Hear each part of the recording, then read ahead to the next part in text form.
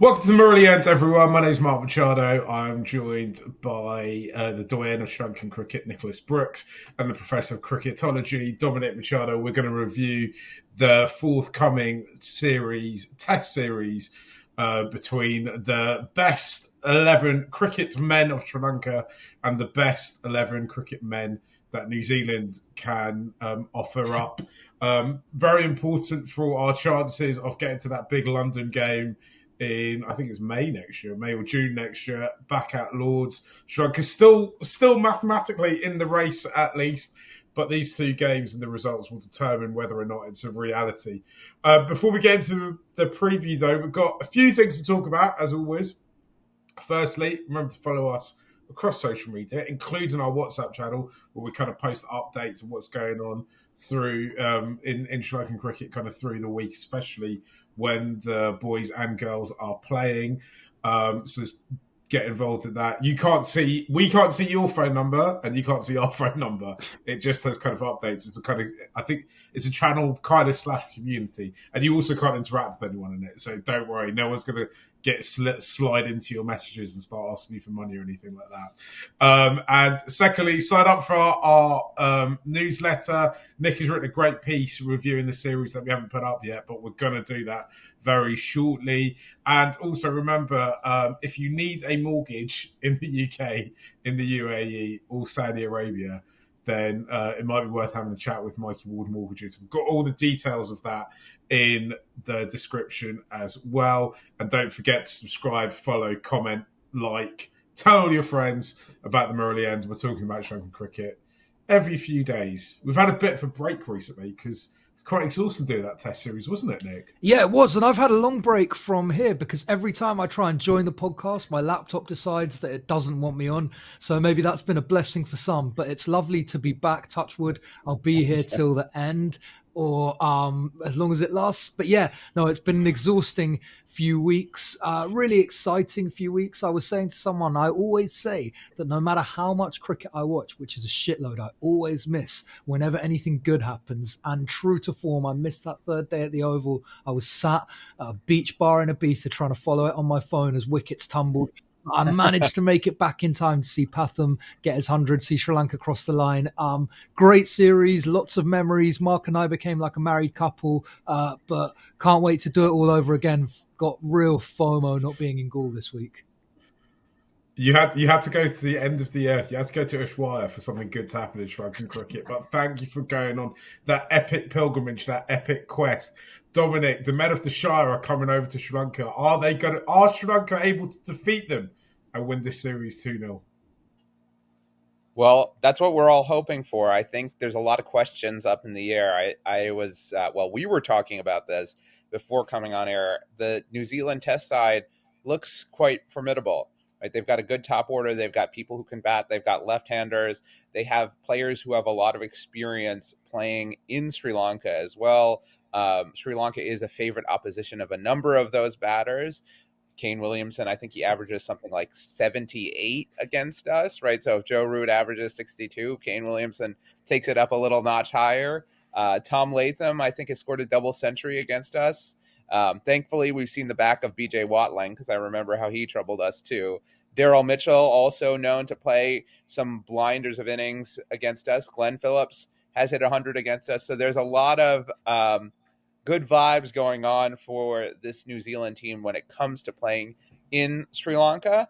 The other thing that I want to mention, though, is that New Zealand was hoping to have a warm-up test against Afghanistan before they embarked on the series, which in itself is a warm-up for a tour of India.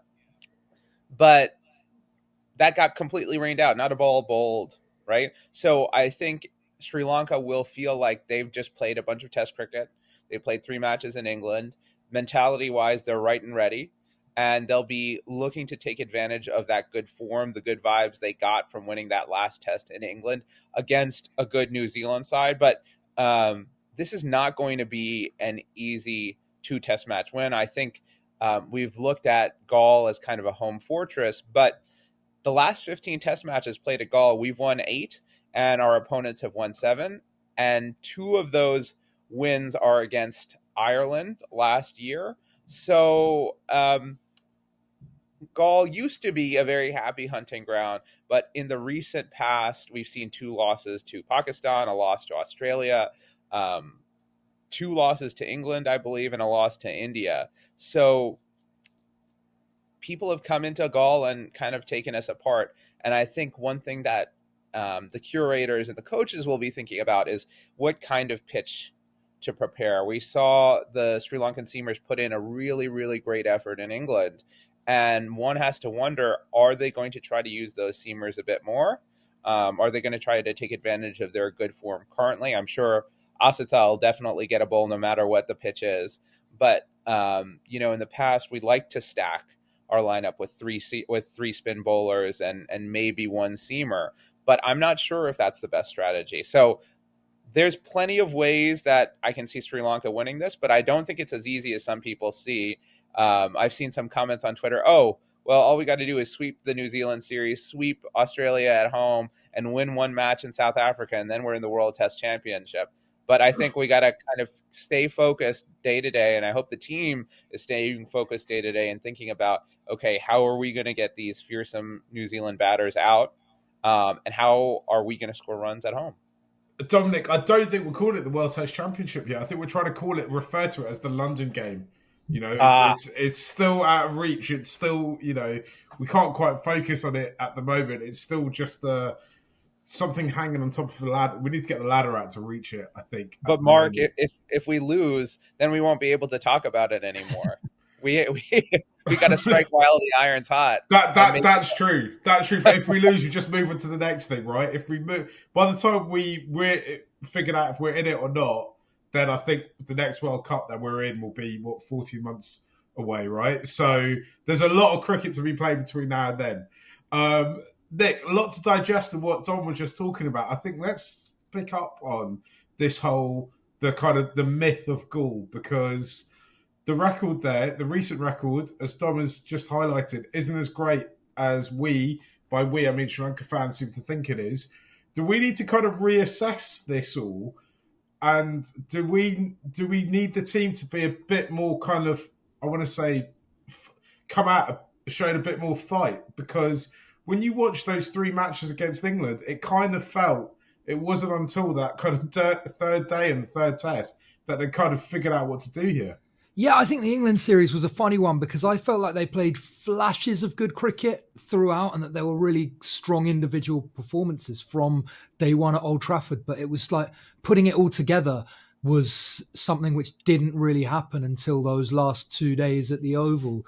I think it's important probably to reflect on the fact that the incredible record of Gaul sits quite heavily on the shoulders of Murali and Herath, and that, it is traditionally a pitch where it will be good for batting the first couple of days and then take a lot of spin over days 4 and 5. But I mean, we haven't necessarily seen that be the case in the last year and a half or so. I remember watching the Ireland test there, the second one live, and Asitha was bowling a long spell on day 5, getting the ball to bounce. And so I think it's really interesting what kind of pitch is going to be prepared. I don't think it's necessarily going to be the dusty minefield of years gone by, because New Zealand have got good spin options. I reckon they'll get into their team. Ajaz Patel, I think, will play. And I think they'll go with one of Santner or Bracewell. And as well, they will have Ravindra and Phillips in their middle order who can bowl spin. So they've got a lot of guys they can turn to. I reckon Sri Lanka will probably go with 2 seamers, 2 spinners. But yeah, it's a really interesting test. It feels like there are a lot of unknowns coming into it. New Zealand haven't played a test since March, I think, whereas, obviously Sri Lanka are off the back of 3 in the last couple of weeks. That's kind of a inversion of the usual narrative we have around Sri Lankan cricket. But I think the last time they came to Sri Lanka in 2019, it was 1-1. And I think Sri Lanka are a much better team than they were then. But I think this New Zealand side also looks a bit more daunting than that one did. So yeah, I'm really excited. I don't know what's going to happen, but I think these 2 sides are going to be quite well matched, and that we're going to get a close, pretty a really toughly contested kind of series. Yeah, as much as I'm gutted that Afghanistan didn't get a test match, I mean, I think kind of, at this point, before ball's been bowled, I think Sri Lanka fans should be grateful to the rain gods of Greater Noida, right? Because New Zealand are coming to it quite cold, right? So, and I don't know when the last time some of these players might have played in red ball cricket in South Asia. So there could be some huge benefit from that test not being played. But no doubt, as is often the way, I will end up eating my words on that when they score 400 runs for no wickets. And Devon Conway and Rachin have had an absolute field day. Dom, we've made some changes to our squad, right? Ashada's come in. What do you make of it? Yeah, so the big change is Oshada for Nishan Madushka, right? That's something that's very disappointing to me. I think you give Nishan Madushka the keys and say, okay, you're going to open with Demuth in England, and then you didn't perform well in your first tour to England, and you get dropped after 2 matches, and now you're out of the side's plans, right? So I'll say that I feel pretty hard done, or if I was Nishan Madushka, I'd feel pretty hard done by being dropped. The question is, what does he have to do to make it back into the 15? On the flip side, Oshada Fernando is someone who's had a very interesting career for Sri Lanka. He was someone they identified in their sort of mid-late 20s. And we all remember that first series he played against South Africa in 2019. And he looked $1 million. He looked like the guy who was going to take that mantle as a number 3 batter and kind of run with it. But then he sort of fell out of form, sort of in combination with joining up with the white ball squad. They tried to use him in ODI cricket and in T20 cricket. And Mark, you talked about it last time, how fish out of water he looked during that England tour of 2021. And he's now put himself back in contention by scoring a big 100 against South Africa A in South Africa. And then a 4th innings, I think 80. It was a 122 and an 80. So on the back of big runs, they brought him into the squad. I'd imagine should a certain batsman fail or certain batter fail, he's on the radar for Sri Lanka to bring back in for that second test. But we'll talk a little bit about the Sri Lankan selection dilemmas in a minute, because I think it's been said that Dinesh Chandimal cannot keep wickets. So that is going to play a major role in how this team is going to be structured. So Oshada Fernando comes in for Nishan Madushka. You got to feel a little bit for Madushka. You got to feel for what's his pathway into the squad after all this, and what kind of commitment does Sri Lanka have to long-term plans, especially under an interim coach. The other 2 people who were dropped, I think, were Tharaka and Kasun Rajatha, neither of whom played in England, and it makes sense for this series at home that they're not really going to play much. So 2 players that are going to come under scrutiny are Ramesh Mendis, who likely will have that second spinner role, and potentially Jeffrey Vandersay, right? Because those are the 2 other spin options after Prabhat. So how Sri Lanka choose to use them will also be a very interesting question. And the last point, and maybe this will tee us up for thinking about what the squad will look like, Upal Tharanga has come out and said that the wicketkeeper batter is not going to be Dinesh Chandimal. It will be either Kusal Mendis or Sadira Samaravikrama, and that they will bat at 7.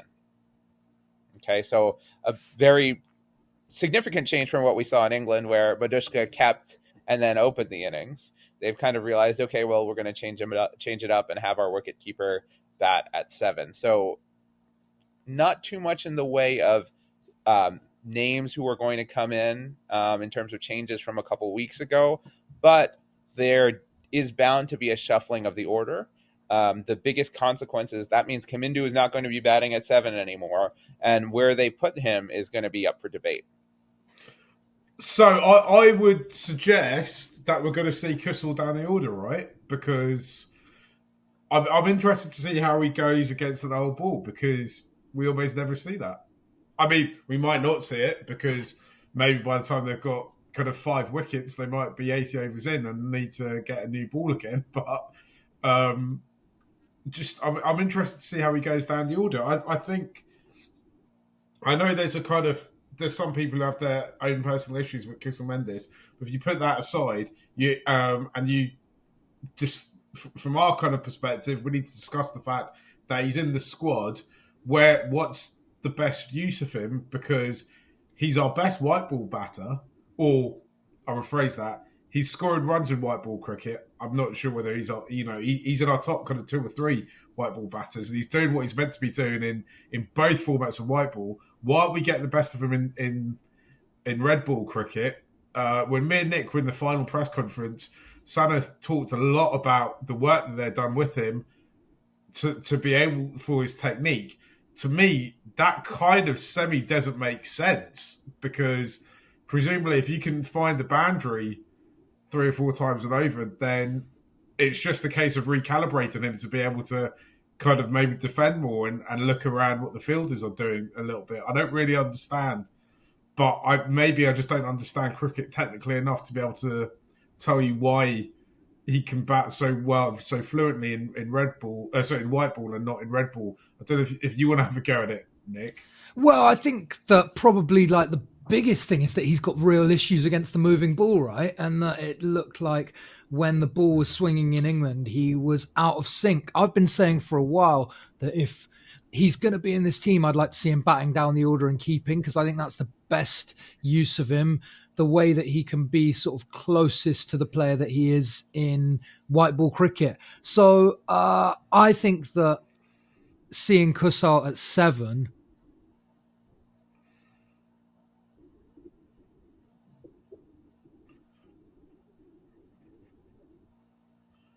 you guys got me back. I think I was lost for a second there. Got you back.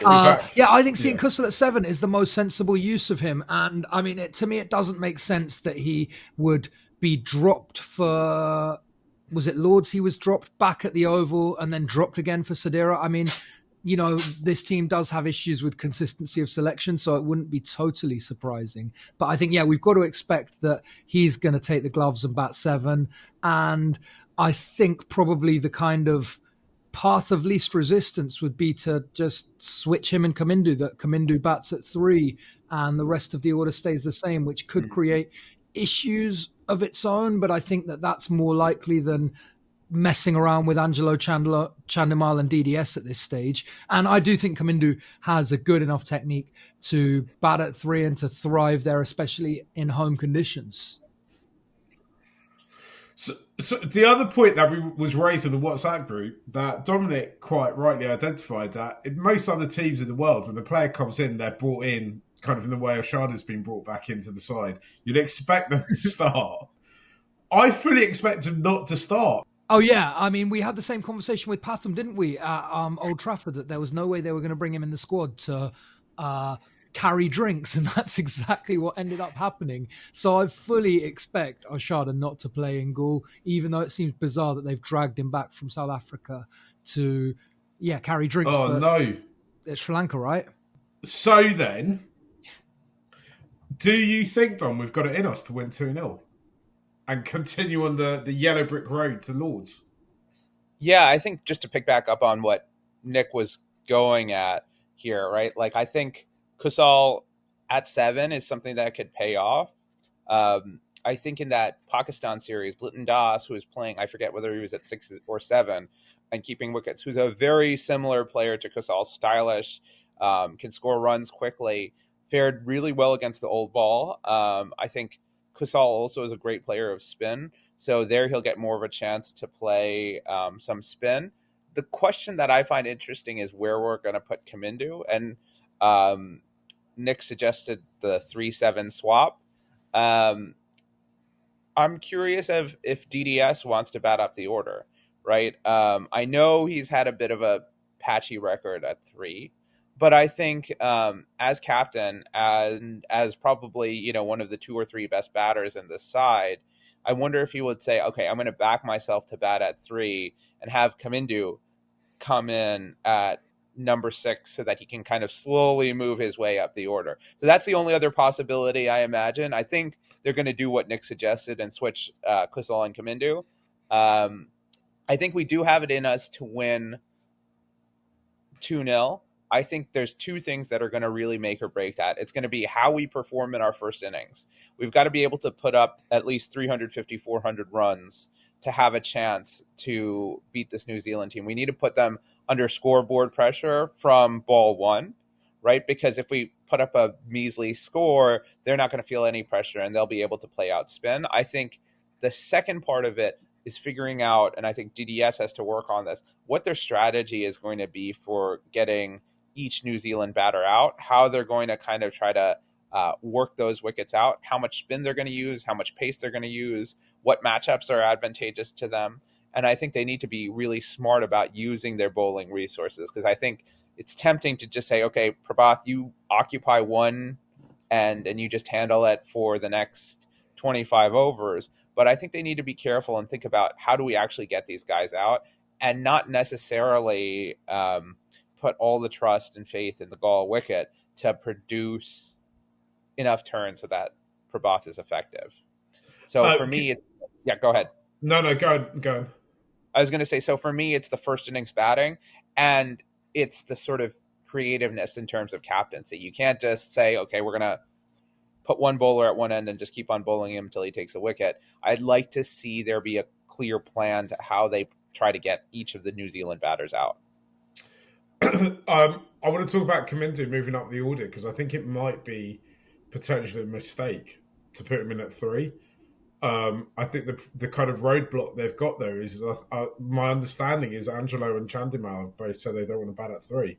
So because I think the most natural thing to do would be to just pull everyone up one and maybe switch Kamindu and DDS round, and slowly over time bring Kamindu up if you keep showing the same kind of positive signs. But I just think it's too easy to kind of main event him at number 3, and suddenly he goes with somebody who just a few niche podcasts about shrunken cricket were talking about having a great series in England to kind of being the person that the whole batting order is built around, and the kind of pressure that you get onto that, and also the condition that the ball's in when he comes in, the condition of the fielders he's going to face, the condition of everyone else is quite dramatically different, right? So I'm just not sure that this series is the series to do it. I'm not saying he can't do it, and obviously if he does it, I wish him all the best, and I want double centuries, and anything less would be seen as a slight disappointment.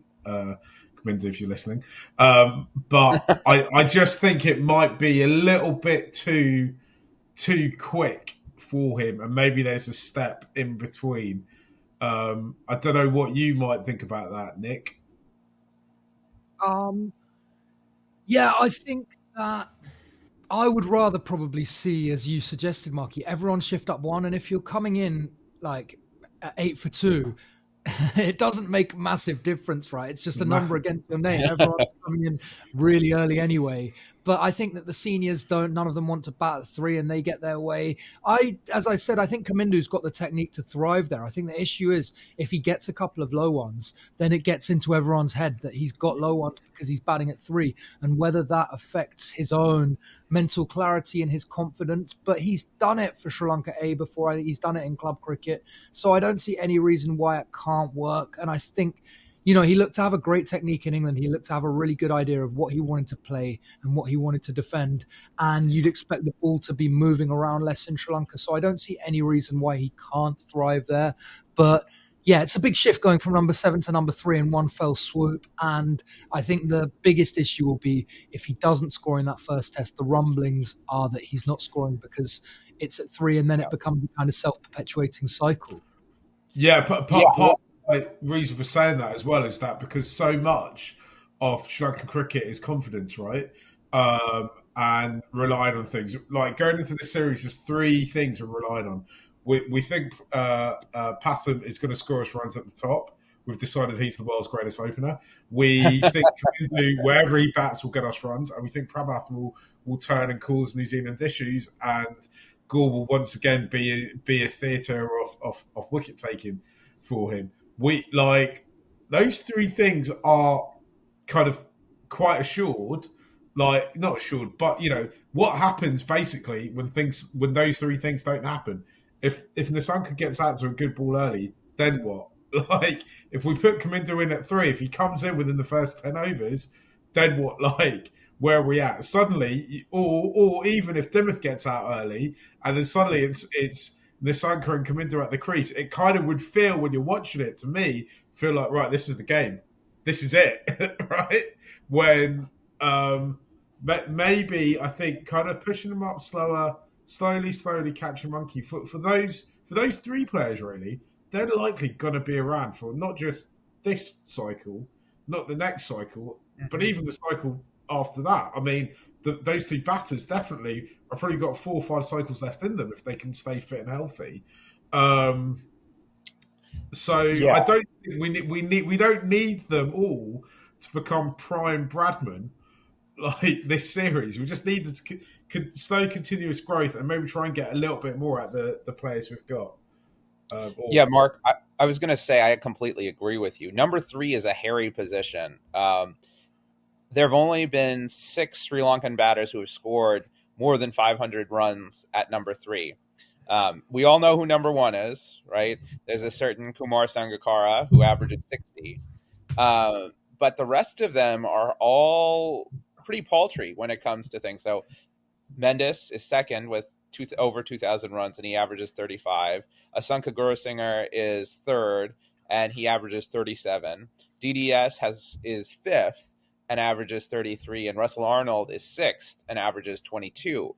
The one name I didn't mention was Mahela, who batted at 3 for some time and averaged 50, but that was not his spot that he occupied. So we're basically saying arguably the 2 best red ball batters that Sri Lanka has ever produced are the 2 guys who have succeeded in that slot. So those are big shoes to fill. I remember when they tried Lahiri Thirumanna, right? We looked at him, you saw his technique, and you thought, this guy is one of the most technically proficient batters that we've seen come out of Sri Lanka. But he got it in his head that he couldn't mentally bat at 3, and he really struggled, and later reinvented himself as an opener. But I think that 3 position is really hard to occupy. And I think given that Kamindu is scoring big runs lower down the order, you don't want to shake that tree unless you have to. And I think certainly DDS has the technique and the talent to bat at 3. And as captain, I think that's one of those jobs that I think you should take on. I think it's a little bit absurd to ask for Chundy and Matthews to say we're not going to go up the order. I think Matthews I have less of a problem with, because he started his career at 6-7 and now he's up to 4. But Chundy has kind of wanted to bat in the lower order. But if we're going to count on you for big runs and you're not going to be keeping wicket, there should be no reason why you can't bat at 3. So I think it's a little bit, and I don't want to say selfish, but a little bit self-centered to say, I'm only going to bat in these positions because I feel comfortable. And now you're going to make the newcomer to the team absorb all the pressure, come in early overs, face an attack that is not tired, right? Because I think one of the things we talked about is, yes, Kamindu looked very organized. He had a plan. But when you're playing against bowlers who are on their second and third spell, it's a lot easier to execute that plan than when it's that first morning and everyone's full of vim and vigor and vet and they're gunning for your wicket, right? So I think I would like him to move up to 6 or 5 first, right? And have one of the more experienced batters move up to 3. As I said, I don't think that's what's going to happen. I think Nick's right that they're just going to flip Kamindu. And as Mark said, I believe that he can bat at 3, but it's sort of an unnecessary pressure that you add, right? And again, the DDS situation is another thing where he started at 6-7 and then he moved up to 3 for about 10, 15 test matches and then came back down, right? So we have to be careful about how we manage the talent. Pathum Nisanka, similar thing happened where he started at 6 or 7, then he moved up to open. He had a couple bad scores and a back issue and then was dropped, and we didn't see him for 2 years. So I'd rather see Kamindu slowly move up. But again, I don't know that that we're going to show the foresight to think in that way. Nick, if we persuaded you that maybe we shouldn't bung him in at 3. No, yeah, totally. I agree. If I was in charge of this team, I would have Chandimal batting at 3. He'd be the man to move, and I'd move Kamindu to 5, have the other guys stay the same and Kusal at 7. I think that makes more sense, but I just don't see it happening.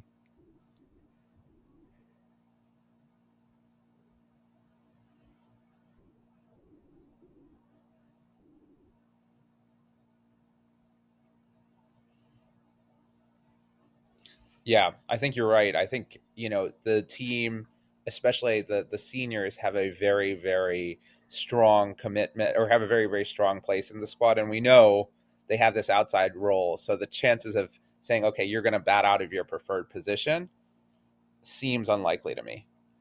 Yeah, there's always, with this show, we always talk about how there's what we think should happen, and then what SLC might think should happen, and what SLC will do. Like, I mean, we start this all off by talk about Ashana coming back into the squad and how it all kind of doesn't really make sense, but makes sense. And where does it leave Madushka? We know that they're looking for a psychologist to work with the squad. I mean, it's only 2024, which is about. I think Brazil took a psychologist to the 1962 World Cup. That's obviously football, different sport, right? So maybe even 58, can't remember. So Sri Lanka's slowly getting along to the way that maybe there's more to this game than just what is the technique, and maybe there's a psychological side of it, which I think largely actually is probably the reason why we are definitely already booking hotels for that game in London. Not that me and Nick need it. We, of course, live in London. Nick, this might be a good time, as I just mentioned London, yet again, to talk about whether or not we should do this watch-along for that for the Women's World Cup game. They're playing in Australia on the 5th of October, I think it is. And we're contemplating finding a place in London to go and watch the game together, just like the glory days of the Three Falcons or the Glad, where we were kind of meeting up after the show. This would obviously be that game is in the UAE. I think it's 3 o'clock UK time. We'd meet up. Nick will get everyone a pint, and we can all eat and drink together and watch the women hopefully vanquish those Antipodeans. And it's could potentially effectively be a kind of quarterfinal game, right? Because they've got to beat Australia or India if they're going to make the semi-final. It's a big piece of that World Cup puzzle. And if you think you might want to come, leave us a comment, leave us a like, or don't leave us a like, leave us a comment saying potentially be up for it. Get in touch with us on social media to say you'd be cool for it. We'll kind of figure out if it's a viable thing or if it'll just be me and Nick sitting in there. I'll probably bring my wife along, but she's Australian, so maybe not. To watch the game, let us know. Probably head back to the Three Falcons, I'd imagine. Before we kind of wrap up this preview, we should also mention the A-Team tour to South Africa, right, Dom? Because they've been ripping up some trees there. Yeah, it's been a brilliant tour. We talked about Oshada Fernando getting recalled on the strength of that performance. But it was a total team win. They defeated South Africa A. I think they chased down 174 in the final innings. And I now believe they're playing that second unofficial test at the moment. Shout out to Isitha Vijayasundara, who took, I believe, 7 wickets in that South African third innings. And he's kind of shown brightly over the last 12 months. He had a good IPL as well. Ehsan Malinga also bowled really well there too. And these are 2 guys who I think are going to be somewhere in Sri Lanka's future plans, whether that's white ball, red ball, we don't know, but they're showing a lot of promise. But even more exciting, or just as exciting, was the white ball tour. Chaminda Wickramasinghe had a huge tour. He came in at that 6-7 spot and was scoring at better than a run a ball. It was really exciting to see him batting with Dinura Kalupahana, right, who's another fast bowling all-rounder who can smack the ball around a bit. And we've talked about, if you listen to the show, how often we desperately, and Mark started this, we desperately need a real good fast bowling all-rounder. And we have 2 in the offing right now. So that's really, really exciting times. The top order played well. Lahira Udara looked good. So did Camille Mashara. Nuanindu Fernando was in the runs. So it was a really uplifting tour to South Africa. Usually our A side goes there and struggles a bit, but it was really, really a positive tour. We got to see a lot of the young talent on display. And I think it's something where I remarked about this last time when we were talking, that the young players really seem eager to improve and are doing things to improve their game that maybe we didn't see in the last generation. And they're improving at a really rapid rate. The guys like Potham, the guys like Kamindu, the guys like Chamindu, right, are upping their game quickly. They're street smart. They know how to play. And it's just been super, super exciting. Yeah, I think there's two things to say about that. Firstly, it's interesting looking around there's these franchise leagues popping up all over the place, T20, T10s, 50 ball leagues popping up all over. It's interesting to see how many Sri Lankan guys are getting a shot at them. And I know there's question marks over how some of these leagues are funded and who's watching them and, what is the purpose of them. But that T10 league in Zimbabwe's got because of the memorandum of understanding, which in Sri Lanka people are quite fond of, between SLC and Nick knows exactly what I'm talking about. Between SLC and the T10, whatever the T10 organisation the Afro Zimbabwe League, right? That's what it's called. Yeah. But every player has like an emergent Sri Lankan player in the squad, which I think is amazing. I mean, I'd admit one of them is like 28. But at least our guys are getting a go. They're going out there. They're playing franchise cricket, which means they'll get paid a decent whack of money to do it. And I think increasingly people are starting to look more and more at Sri Lanka for T20 players, because there was a period coming out of COVID and even going into COVID and coming out of the back of it where there just wasn't many Sri Lankan players playing in leagues around the world. It's now like you look at the CPL, and I was talking on WhatsApp the other day to you, Dom. I was like, it's Banu's team versus Teachner's team versus Wani's team, and then Walalagay's pulling up trees all over the place. There's like clips of him doing the rounds and stuff like that. It's really heartening to see, the young Sri Lankan talent coming through that, in some of these cases, I think are quite far away from being in the us seeing them in a Sri Lanka shirt, right? And, whatever you think about franchise cricket, it's given young players in Sri Lanka an opportunity and a chance to go and make money, develop their game and come on, which 5, 10, 15 years ago just wasn't a thing. If you were playing cricket in Sri Lanka, if you weren't playing for the national side, it was pretty hard to put a living together. You almost definitely had to have a job, right, Nick? Yeah, totally. And I mean, one other thing to say about this, that South Africa's A side, especially in the ODIs or limited overs matches, there were a lot of big names in there, the likes of, I saw Joe Brevis was playing. Yeah. What's this seam bowling all-rounder with a name that I can't pronounce. But anyway, there were some big names in that team. And I think you're right to touch on the feel-good vibes, Marky, that now there's like there's a real pool of players. Pasindu Suryabandara is another guy who looks really impressive, I thought. And yeah, there's 20, 25, 30 guys who are, really in and around in the mix, right? And I think we're going to see more Sri Lankan players getting franchise contracts in the couple of seasons coming up. And yeah, things seem to be moving in the right direction again. Go on, Dom. Yeah, I was going to say, and I think one thing that's really interesting is we're seeing kind of, to Mark's point and to Nick's point, we're seeing streams of players that are being prepared for white ball cricket and red ball cricket, and some, a mix of both.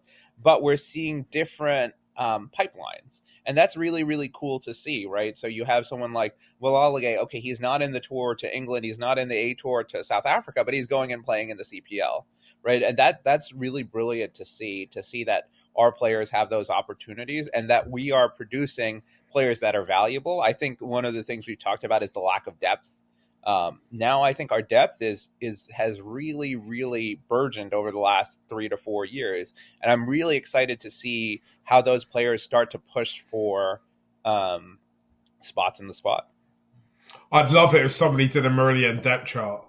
Like, who could, like the big data analysts Yeah. have. That'd be incredible. I'd love to see something like that. Like, you know, how far away is Veerskamp from a red ball call up? Like those kind of questions, right? I don't know how you'd even go about getting the data to answer that. One of the things that really actually started to grate me by the end of last week, Nick, was people kept asking me, what does this test win at the Oval mean for Sri Lanka? And I was like, really, it's great for the team that they've done it. I'm really excited for them. But, I mean, I don't know what you're expecting. I don't think this is a fireworks and gall face type moment. I think, like, and also Sri Lanka is more developed as a cricket nation than England is. There is no issues trying to find people to play cricket in Sri Lanka. There is in England. So I think, yeah, I just wanted to kind of mention that question was starting to really annoy me. I don't know how you felt about it, Nick. Yeah, well, it's a funny one because I feel like it means more to England's perception of Sri Lanka than to anything else. Like, I think that if that series had gone 3-0, it would have boosted all the chat in England of like, why are we inviting the West Indies and Sri Lanka for Test series? Why aren't we just in this little 3-man club with India and Australia and we play all our cricket against each other and then the world's a better place? And so I think that it was a shot in the arm or an antidote to a bit of that English arrogance which we see so often in cricket. And I think probably it gives Sri Lanka good confidence, right? The first test that they've won against England in a decade. And, you know, now they've got 4 tests against New Zealand and South Africa in the space of, 3 months. And I think they can go into those feeling like they've got momentum, feeling like they've got a platform to build on from the England series. And, you know, if they win this first test in Gaul this week, you kind of start to get the feeling that this Sri Lankan team is really rolling, right? And we've talked so often over the past months and years about how this is really a confidence team, right? How when they're down, sometimes they look like they've got their tail between their legs, but when they're up, they're really firing. And I thought the spirit across the whole England series was great. I thought they fielded fantastically. I thought there were often times when they were on the brink of disaster where they pulled it back. And I know that we weren't necessarily that high on Sanath as a coach when the appointment was made and that we've had some questions over some of his tactical acumen. But I think you look at McCullum and you look at coaching being about intangibles. And I do think that Sanath can connect with this team in a way that Silverwood and maybe any other foreign coach just can't right now. And yeah, I'm really excited to see how they go over the next few months in these 4 tests. Can I really, something that's kind of already happened, but I really like to see them formalise it, is Lasson Malinga's been helping them with the bowling. Dom, you brought his name up a few weeks ago and you said they should get him involved. I think you said as a head coach. But, I mean, if there's any scope to kind of formalise position, I'm not saying taking anything away from Akim Jabid. I think, like, at the point where our squad is in terms of playing Test cricket, they need a village of thought. They need a lot of thought leaders, not just 1 or 2 people to make all decisions. I think they should try and get him involved. I don't know if he'll be in Sri Lanka because I know he spends a lot of time in Melbourne, right? So the weather's just about on the turn. I don't know if he's an NRL fan. The Melbourne Storm are doing quite well at the moment, so maybe he might fancy trying to be out there for the grand final. But if he's in Sri Lanka, then I'd love to. I think it'd be great to get him involved because he's somebody I think is can be quite inspiring in many ways to our players. And I think, you know, handing on that knowledge that is so important, right? That we talked about, like when you go to those franchises, one of the reasons it's important is not just that you play, but you pick up knowledge from these guys who really know the game. Speaking of which, this is something we should discuss before we go. New Zealand is bringing a wealth of knowledge, a 5'4", very rotund wealth of knowledge with them, as Rangana Herath is taking on their spin bowling coach role for this tour, right? And if anyone aside from Murali is the master of Gaul, it's Rangana. So I'm curious how that'll play out. And Mark, I know you're probably the most patriotic out of all of us. How did you feel upon the announcement that Herath, you know, who famously took 5 for 3 against New Zealand in that 2014 World Cup game, is now going over to the other side? Well, we should remind long-term listeners and viewers, or even short-term listeners and viewers, that he was at one point quite recently the spin coach for the team that we must not mention on this podcast. So I'm glad that he's moved away from that rowdy bunch. Look, obviously, I on a kind of general level, I could bear no grudge against the man. I mean, I think only Murali's won more tests single-handedly than anyone else on this planet. For me, he's the second best spinner of all time. And if you want to argue with me about that, you can do, but you're going to have to buy me plenty of drinks and probably a biryani. I absolutely adore the man. It was great to see him. I just saw the pictures. I didn't see him personally, but he was at Lord's ringing the bell. I thought that was all brilliant. I think, strangely now, it feels like he's getting the kind of plaudits that he maybe didn't get during his career. It's one of those weird quirks of the way sports fandom work, right? But yeah, the guy's a genius. He deserves to go around the globe and pick up all the money he possibly can. I like to think of it because I think it's obviously only a matter of time before he comes back and works with Sri Lanka at some point. I like to think of it in the way that, Pep Guardiola, when he kind of retired from football, he had like 3 or 4 years, I think. He went and played some football in Italy, then he retired, and then he ended up spending like 6 months in Argentina, I think, with Bielsa, learning how to be a coach, learn how to be a manager. That's the kind of quest I think Rankin Herath is going all around the world to try and really figure out coaching. And when we really need him, he'll step up and he'll lead us to greater glory. The thing we've got to remember, Dom, is that it's funny that we're having this conversation just after we mentioned the talk about Sanath being coach, because I think every country in the world, apart from England, every country of note has Sri Lankan people in their staff, right? And so do increasingly a number of big franchise teams. Almost every IPL team does. So I don't think we should ever begrudge people from going off to ply their trade in other places. Sadly, the history of Sri Lanka in the last 70 years is one where people have had to leave the island to go find work, right? So I suppose in this case it's no different. And B, in some ways, I think we should take it as a mark of respect that other nations have for our coaches and our cricket and our people, right? Absolutely.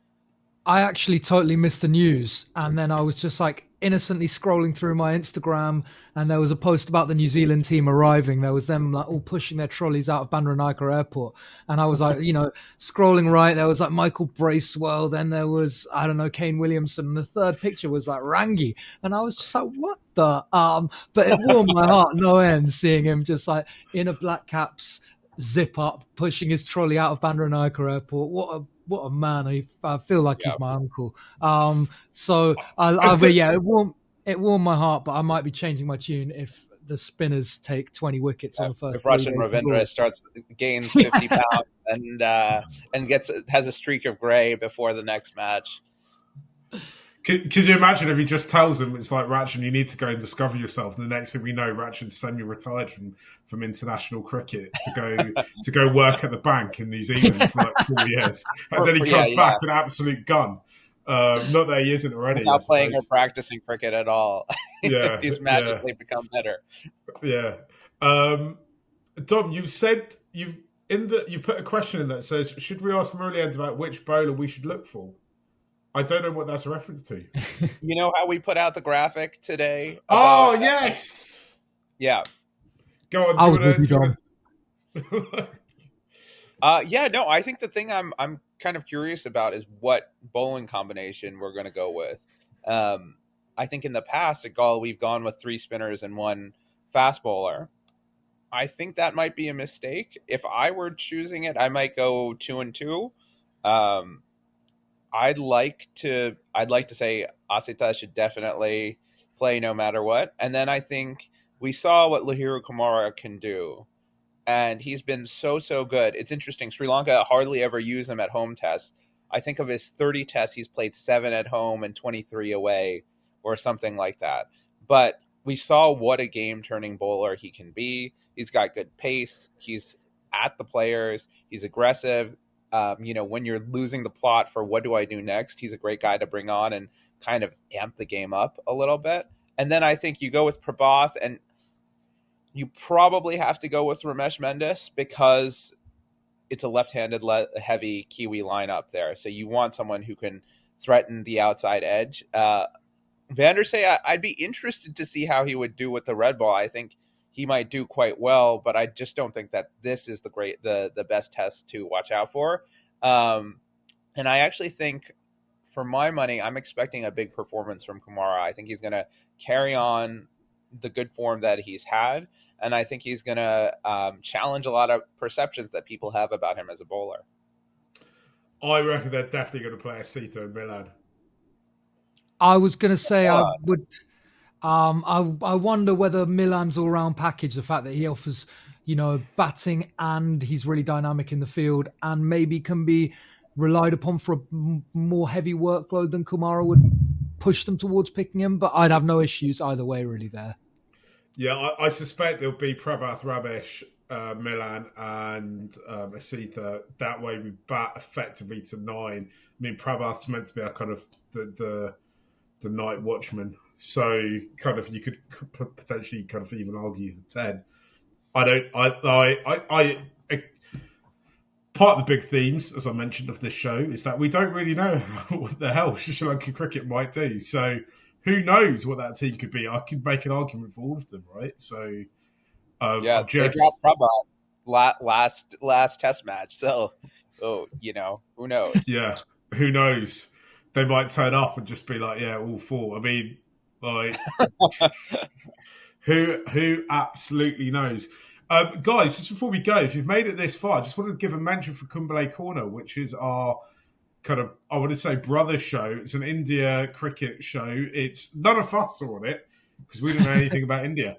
But there's a whole new bunch of people with a whole new adventure taking place over there.